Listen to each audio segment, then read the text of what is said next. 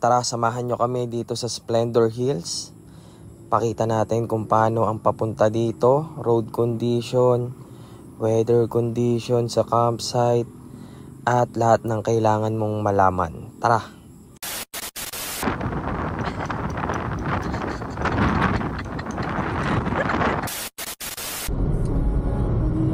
So ayun, it's a good day. Another camping experience na naman. So we are going to Splendor Hills. And kung makikita nyo, mag-isa pa lang ako kasi susunduin ko si Mrs. sa kanyang trabaho, tapos diretso na kami. So sayang kasi yung araw eh. So ang expected namin na time of arrival is around 4 to 5 p.m. And medyo mahigpit yung campsite, hanggang 6 lang sila, kaya medyo irarush namin. Tara, samahan nyo kami sa Splendor Hills. Bossing! Atras mo dyan? Ha? Siyempre, style lang ba?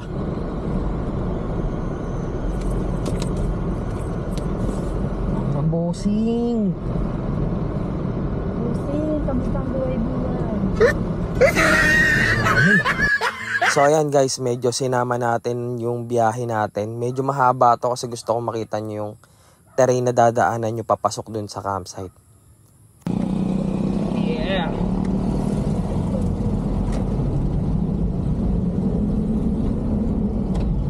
Ay, 7-Eleven, no?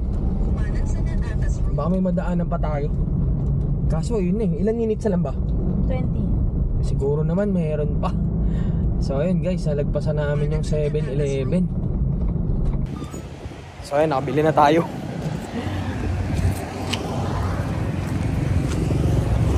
Pang snacks natin kasi 2 araw tayo. So para sure lang. Ayun, may Angel's Burger pa nga. So ayun guys, kung gusto niyo magbaon ng Angel's Burger, meron kayong madadaanan. So ayan, 5 minutes na lang, nandun na tayo. Tama ba? 5 minutes na lang. So ayan, hindi na rin tayo makakapag drone shot kasi mukhang uulan. Bukas na lang ng umaga. Sobrang lakas ba ng hangin? Saan mo tinatanong, dalawa tayo sa sakyan? Hindi, pinapanood mo. Naliwanag, brad eh. Ano ang lakas? Oo.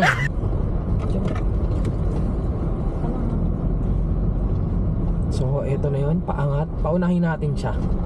4K30? Oo, paunahin natin siya umakyat. Siya na muna. Kasi baka mabitin tayo. So, ayun, tingin ko kaya na. So, mukhang nag 4x4 siya, uminto siya eh. Yawn.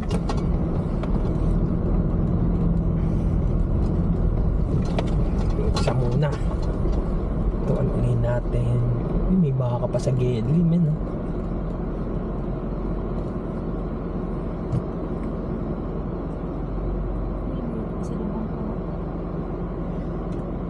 Switch ko na nga rin yung 4x4 natin para safety lang.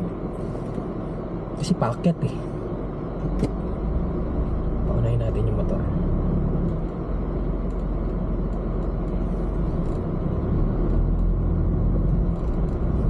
Liwag naman. Kalugan lang talaga yung gamit natin sa likod. Kasi medyo maluwag tayo eh.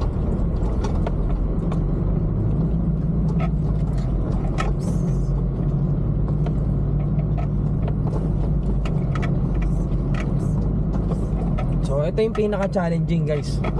Kung kayo ay nakasedan, ito yung magiging pinaka-challenging sa inyo. Yan. Okay. Tapos ayun, flat na ulit.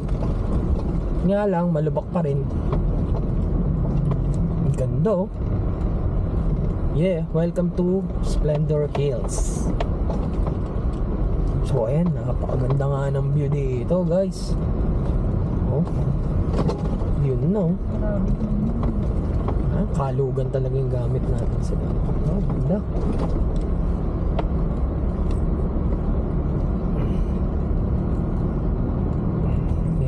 umangat pa rin.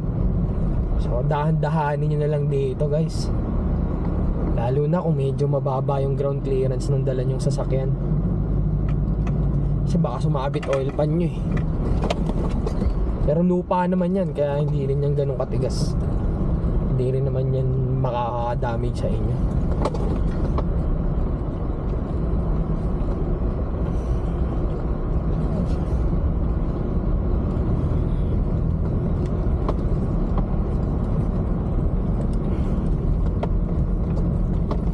Yeah.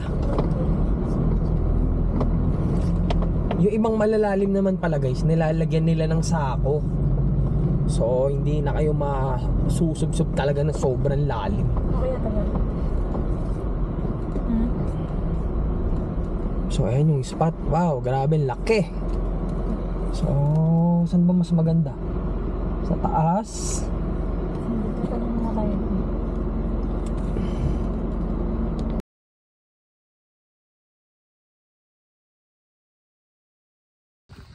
So ayun guys, eto na yung setup natin.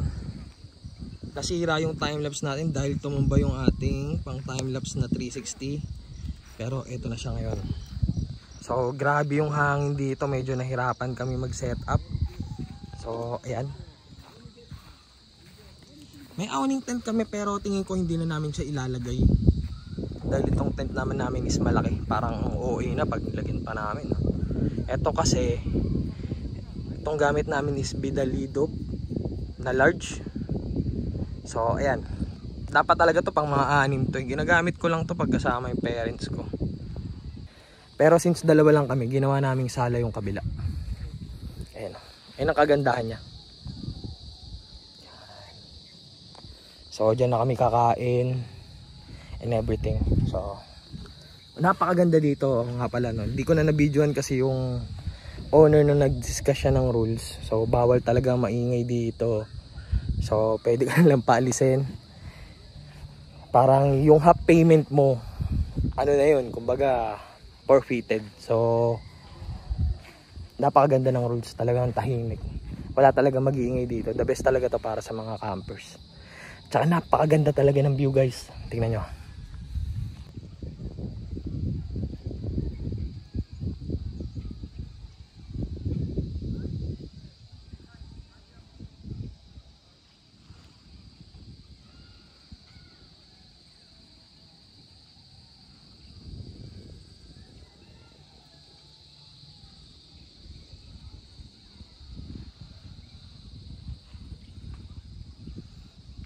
Grabe, sobrang solid guys. Nakalimutan natin pa sponge. So ayun guys, bumili muna kami ng Jollibee kasi nga hapon na kami dadating para din namin magluto. Set up pa kasi kami. So kain tayo. Extra gravy, nakalimutan pa mo.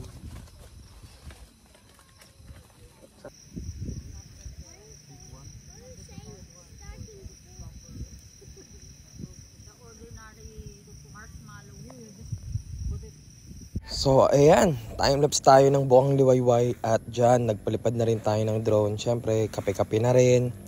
So napakaganda talaga ng lugar guys, worth it puntahan. Isa to sa must try kung talagang gustong gusto nyo mag camping. Sobrang solid dito. Kita nyo naman, no? Tapos kita nyo rin yung sunset pagdating ng sunset sa kabila.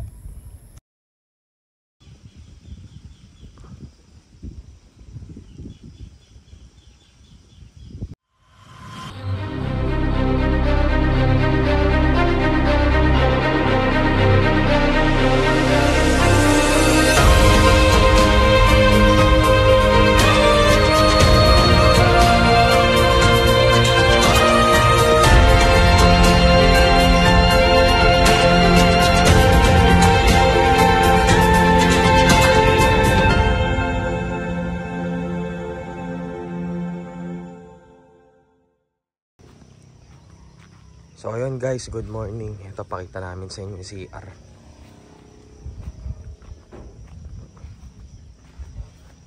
Oops, shower room.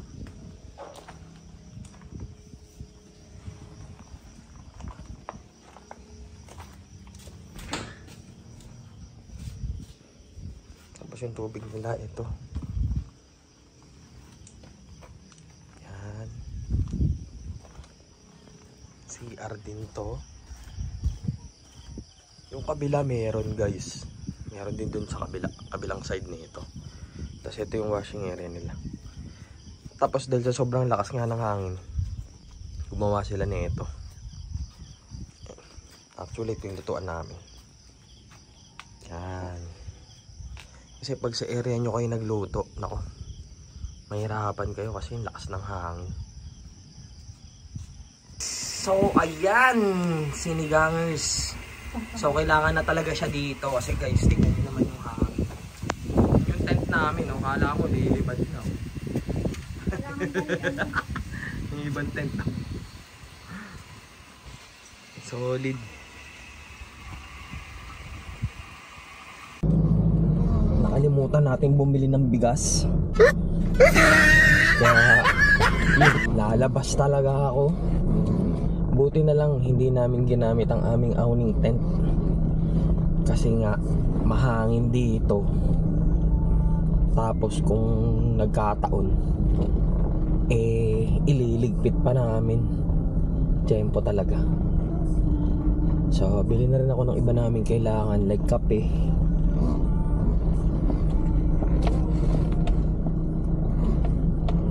Tapos kung ano-ano pa, drinks. Kasi hanggang bukas pa kami.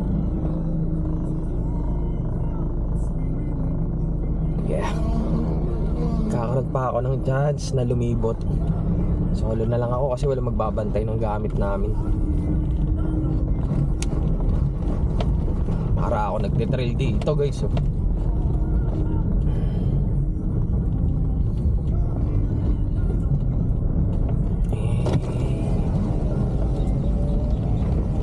Open air na lang.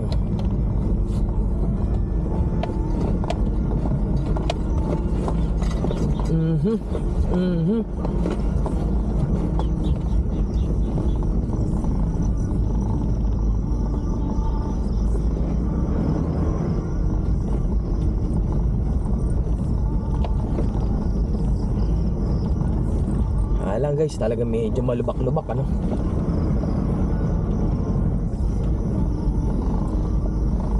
So hindi natin alam kung ano ang magiging texture niyan pag basa. Pero tingin ko medyo matigas pa rin naman. Tapos hindi naman magiging prone sa balahaw. Kasi medyo okay naman yung lupa eh. Kasi usually na malasang lupa ay mapula eh. O ito mukhang matigas naman to pag basa.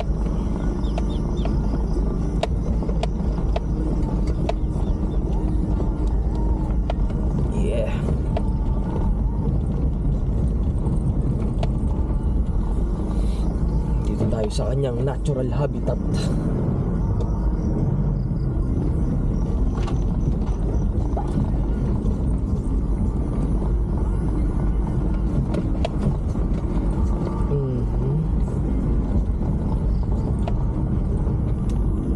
Mayroon tindahan guys, baka may bigas. May bigas po kayo? Meron? Di na pala ako lalabas ng gusto. Buti mayroon dito.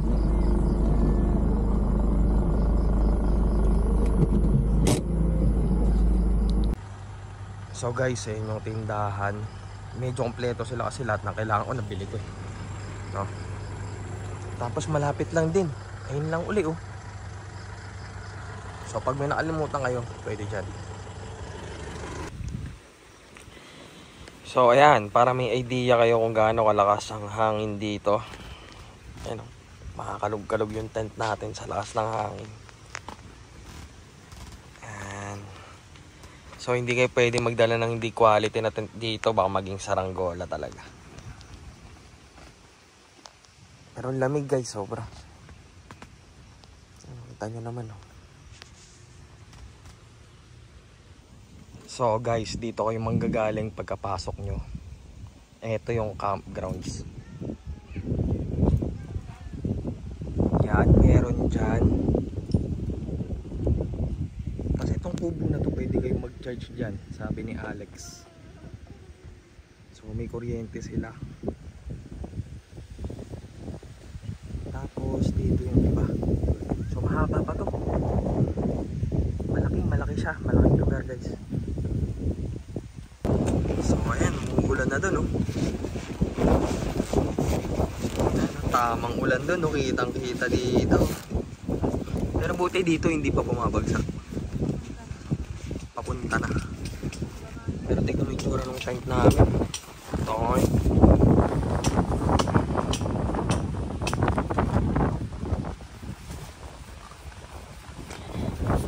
Halos mga yaw eh.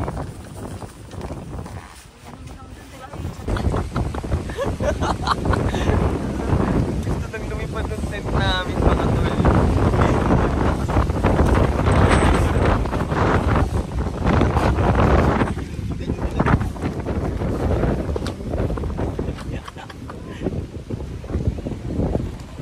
Parang talaga yung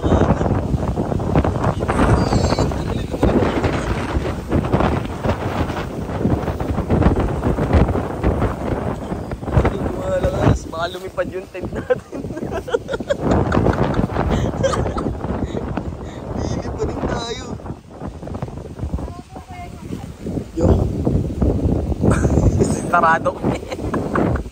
Ikaw makulit ka, ayaw mo makinig. Ayaw mo makinig. Tanggalin ko na lang sakit. Ayaw mo makinig.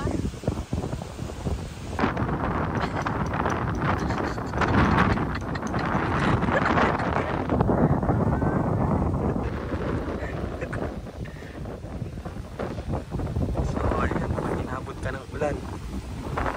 Grabe.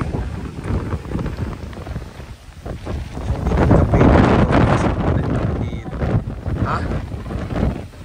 Talaga.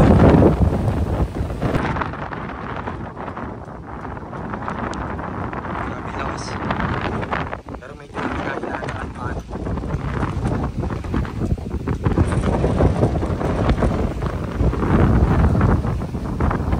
Shoutout sa aming kapitbahay, binigyan niya kami ng sinigang na bangus with hipon. At grabe may paganto pa. Thank you po madam. Salamat po. Ito po sila.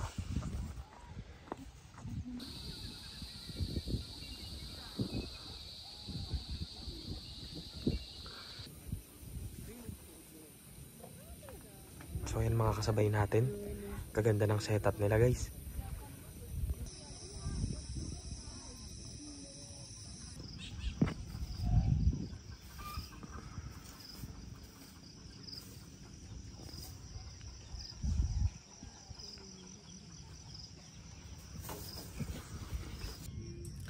So yun, it's uwian time and syempre doon tayo sa honest take natin dito sa Splendor Hills. Grabe, sobrang ganda talaga dito. Tapos when it comes doon sa campsite, talagang masasabi mong rare yung campsite kasi makikita mo talaga 360 view, napakaganda ng view.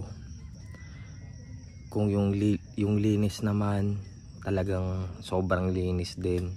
Talagang well maintained siya. Tapos yung CR nila, nakita nyo naman, all goods din naman, no? Hindi siya naka-tiles, pero usually sa mga campsite ganoon naman talaga eh, no? Hindi mo naman dapat talaga hanapin yung mga naka-tiles. Pero kung masailan ka, pero pang masailan, pwede pa rin siya kasi maayos, malinis yung CR nila. Tapos hindi problema ang tubig dito. Though, hindi gumagana yung shower. Tabo-tabo lang kasi mataas na lugar to. Galing pa sa baba yung tubig. Pero hindi problema ang tubig dito. Napakadami din naman tubig. Tapos, ano pa ba? Pinaka the best dito is bawal ang maingay dito. So, yung mga owners hindi sila takot na pauwiin ka. So, kung maingay ka, automatic game over ka. Sasabihin talaga sa'yo kaagad yun sa pagdating mo pa lang, no?